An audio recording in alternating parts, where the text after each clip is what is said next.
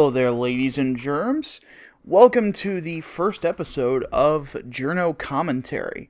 I'm your host, Micah Curtis, and basically what the long and short of this series is I'm going to be commentating over the design aspects and so on and so forth of great video games that I have a little bit of insight on design and so on and so forth because I've read interviews or watched behind the scenes or meticulously researched how a game was made, and this is one of those. For those of you who don't know, from the lack of ever playing one of these titles, this is one of the greatest video games of all time, and I don't just say that in my opinion. Most people will tell you that's an objective fact. Batman Arkham Asylum. This is, though, also one of my favorite games ever. In fact, I freaking love every game that is in the Arkham series, except for the Blackgate one, but I've never played it. It's been sitting in my Steam catalog for ages now. It was gifted to me by someone, and I've just never taken the time to play it. Mostly because a beat-em-up style game that's kind of 2D-ish doesn't really sound that appealing to me with this fighting engine. But that's a that's a whole nother kettle of worms there, to be honest with you. This game was, I believe that it was first announced in 2007 or 2008. It might even been before that, because I remember talking to my ex-wife about that, and her and I got divorced in '08. But I remember seeing an article in Game Informer back when I was doing a lot of shopping at GameStop about this particular game, about basically the engine that was created on. This is done on Unreal 3. It was one of the bigger Unreal Engine games that was going to be pushed by a big company. Now, this was actually before the formation of WB Games. It was published by Eidos, and this is, of course, before, and then Square Enix as well, when around the time that those two companies had merged. Game released in 2009 as well. And one thing that's kind of a thing key to notice about this is that it also falls into a lot of the same issues that Unreal 3 had. The PC port does a much better job of fixing those problems, but that part of that is because I'm running it on much, much better hardware than when I originally played this game, which I played it on the Xbox 360. Another fact of mine about how obsessive I was about this game, this is one of two games that I owned that I got every single achievement for, which I was just obsessed with it. I was in utter awe of the ability to create a Batman game that made you feel like Batman, which of course was one of the big objectives. First, let's talk about that specifically. You know, around the time of 2007 through 2009, the big push from developers, and you heard this was kind of, some people dismissed it as kind of a buzzword, but the major idea is that they wanted you, the developers did, to feel like X. We want you to feel like you're in a war zone. We want you to feel like you've got superpowers. And this, be the Bat, was the tagline. Everyone wanted you to feel like Batman, which, to be honest, this was a good objective to have. I mean, there hadn't been a ton of good Batman video games in the past. There were some, maybe three-ish. But the thing about it, the ones that I remember the most, one would being The New Adventures of Batman and Robin, was a beat-em-up game, kind of Final Fight style. So it didn't really give you that much of a Batman experience any more than like Maximum Carnage gave you a Spider-Man experience. It was a Spider-Man beat-em-up. New Adventures of Batman and Robin was a Batman beat-em-up. And then there's the Batman NES game, which had some interesting elements, but it's basically a Mega Man clone. It's not a bad game whatsoever, but that's basically what it is. But this is able to capture Batman and the universe he exists in much better. So let's talk about what made this game as big as it was, though. there was obviously a lot of hype around the game. The first things that they introduced, I remember, was the art design, which looked like a big mishmash in a way of different takes on the Batman universe. The Joker's design has a little bit of Nicholson, but he's really skinny, so he's also kind of like the comics. But he's also a bit deranged and a little bit more violent, like the Dark Knight version.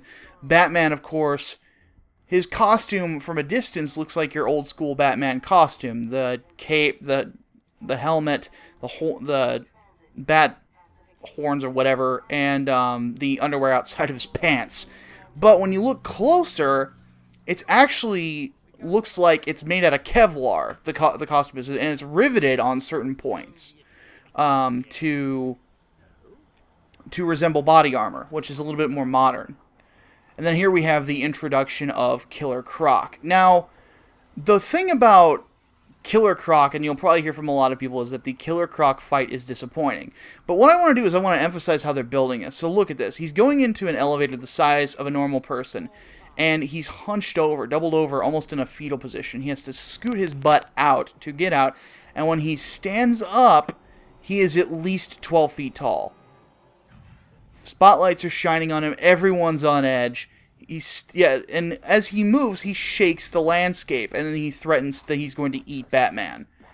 He's got a very intimidating look to him. You get the idea that you can't take him on physically, which is a good feeling to have, in my opinion, to kind of build up the fight, because anybody knows that a Batman story, nothing ever goes completely right, especially when the Joker is involved. So you get the sense that you're going to fight Killer Croc at some point, and it's going to be this big epic battle, because that's kind of what they're building it up towards.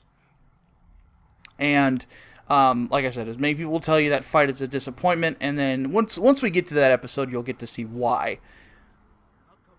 But one great thing about this, though, is that they also do a great job of building up each of the villains and playing to their strengths in the Batman universe. There's very few Batman villains that can take Batman in a fight. And almost none of them appear in this game. A lot of the ones that appear here, outside of Killer Croc, are ones that are more mental in idea. The Joker is much more cerebral, Scarecrow is much more cerebral, so on and so forth. So they do a great job of you being unable to anticipate the movements of the Joker, which was one of the great things about the story of this game. What made it so good is that you didn't really know where this game was going to take you next. And you'll kind of see that as it goes on. But that's, in my opinion, that is the great thing about Batman villains, is that he has, obviously one of the most colorful rogues galleries. Here's one of my favorite scenes here. The lights go out, everyone's expecting Joker to escape, but the thing about everyone expecting Joker to escape is Batman expects him to escape. So he's there with his hand on his throat, ready to knock him unconscious, or at least make sure he's not going anywhere. It's a great establishing shot. It gives you a sense of Batman's state of mind as he goes into this. He is always expecting the worst from the Joker. Always. And that's part of the reason why he's escorting him into the depths of Arkham Asylum. That's another thing I loved about this intro. And not to mention, it's an interactive intro. You are physically moving throughout it. There's not a lot of... it's broken up by cutscenes, but that sequence is fantastic. The only downside, in my opinion, is that there are as many cutscenes that were created in the engine, but were obviously rendered movies, as opposed to fully coming out in the engine, which is something that later games would do a much better job of.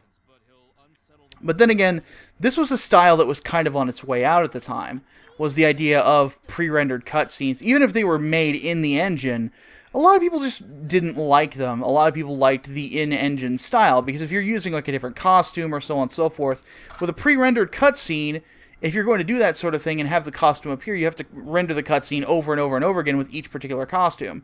Whereas if you're doing everything in engine, then whatever model is going into that cutscene, you're going to be able to see and interact with. And now, of course, you see, again, a much more brutal Joker. The dark comedy, but him outright, just killing folks and dancing around about it. And as you can see, Batman's paranoia was not paranoia, because everyone really was out to screw everybody over. So, welcome to the madhouse, Batman. And it's just phenomenal. I freaking love this game. And I'll talk about the voice acting here in a second. Obviously, that's a big point, but I want to talk about the fighting engine. This is where you kind of had to see the what they meant by be the Bat. I figured that this would always be the biggest challenge whenever it came to making you feel like that, and how exactly do you make a combat system without overcomplicating it? Because that was the big thing, is that 3D combat like this was starting to gain more traction and get better, like in the Assassin's Creed games. But the problem with Assassin's Creed is, like, you're holding 6 or 7 buttons down, not really, more like 2 or 3, to do this complex sort of maneuvers.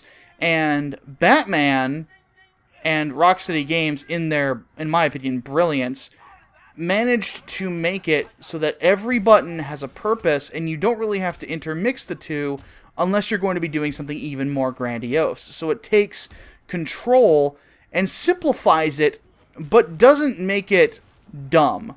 There we are with the head kick.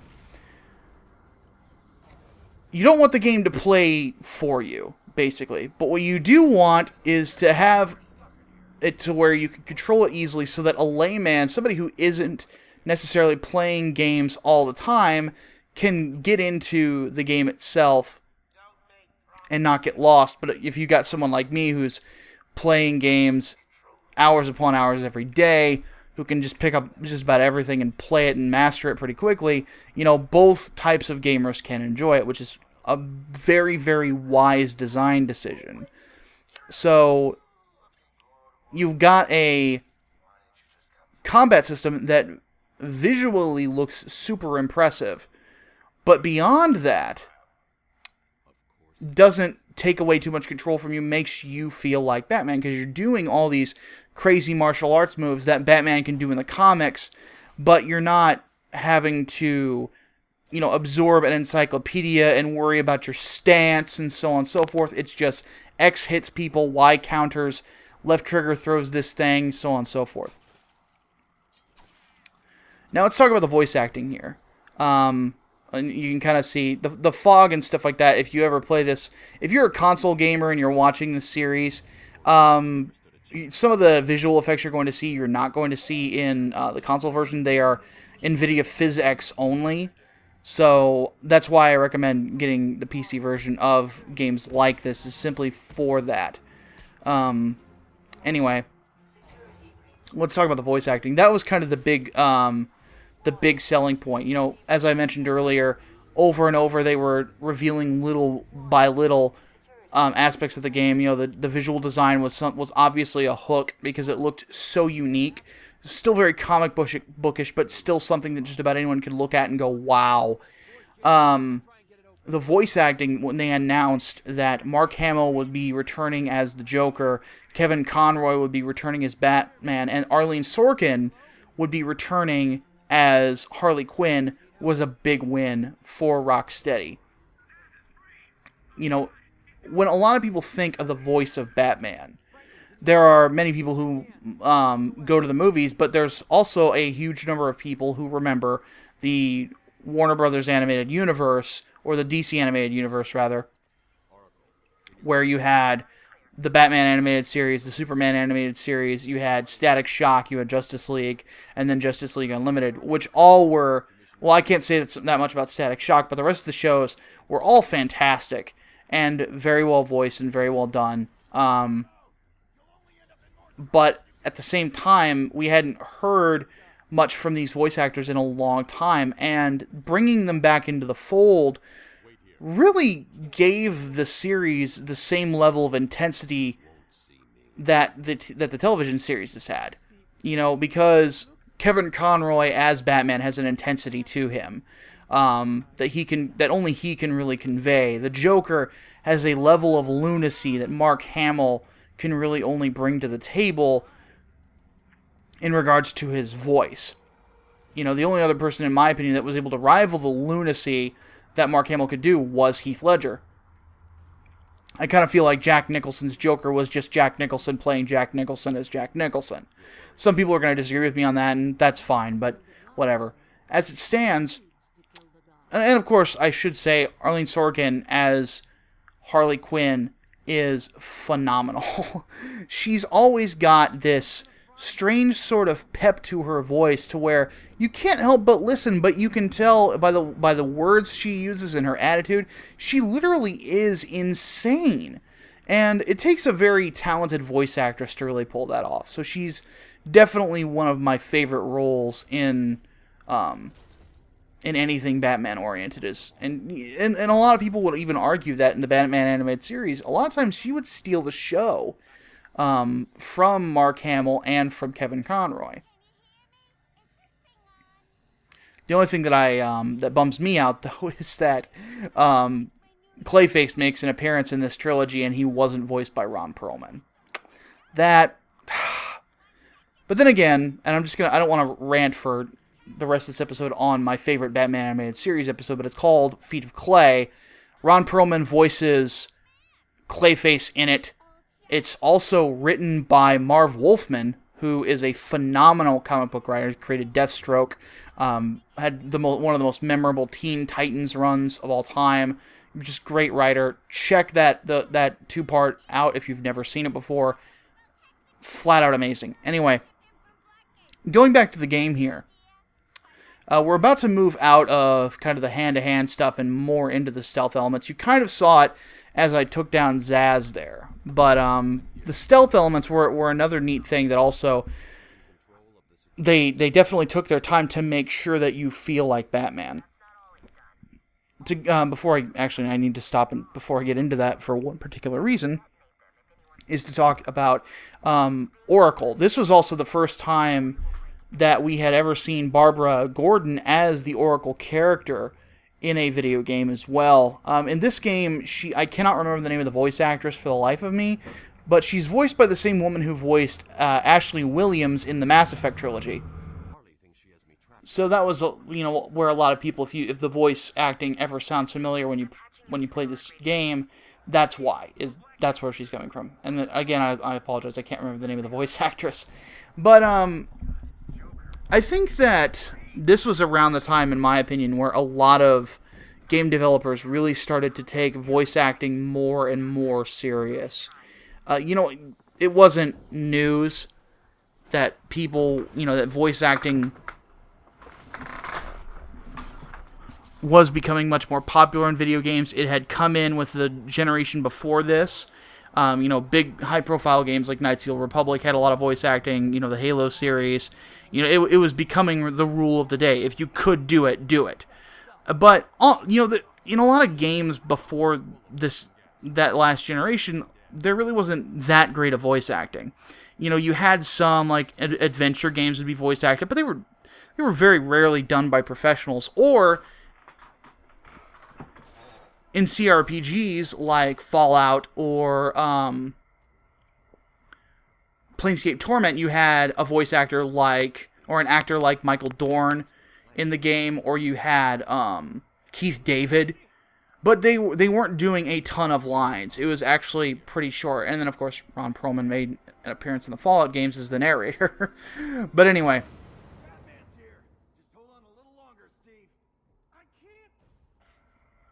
But this was around the time that a lot of games were starting to take it more seriously. You started seeing more and more high-profile voice actors and actresses come in, and then much more emphasis was being put on them as well as they came in. This was a game that really took that seriously. They said, we have and we are endeavoring to make the greatest Batman games of all time. So why don't we get the people that are associated with that?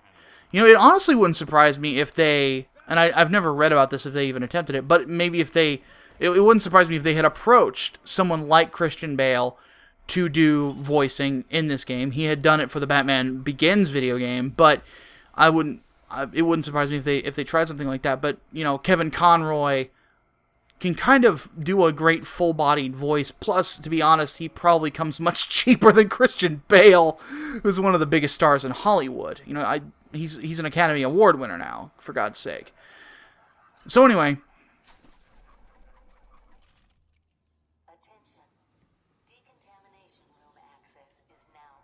now we're kind of moving on, or getting closer to the stealth sections, which in this particular episode, you're not going to see a full stealth section.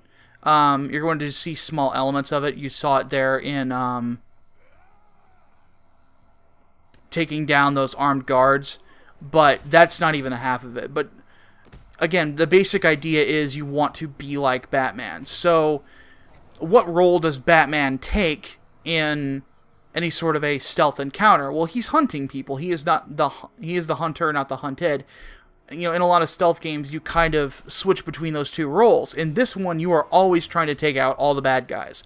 You're not looking to slip past, you are looking to stop them. And then, of course, we come to the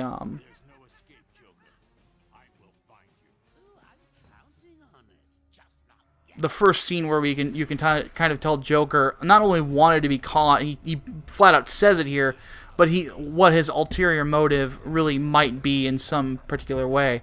And that's this thing that he unleashes upon Batman. And in a way, you can kind of consider this the first boss fight.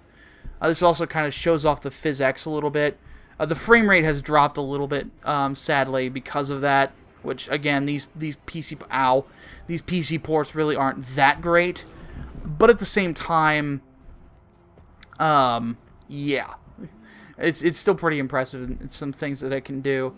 That's kind of what's causing the papers to scatter as we move around, and the fog to shift as we interact with it, so on and so forth. So it's a neat little effect, but it's never really been, or at least that I've never seen physics really utilized to the point where you can really run it and then run it at 60 frames per second without a ridiculously good graphics card. But the thing is that I could run this game at 60 frames per second on a GTX 650 with physics turned off. I turn it on a 970, and dear God, it's still not running as well as I'd like it to, which is very unfortunate. One of these days, I hope that I can get enough money to, you know, get an even better card, but I have a feeling that's probably not going to happen for a while. So, we're kind of coming close to the end of this particular episode. I'm going to try to keep these close to about a half hour in length.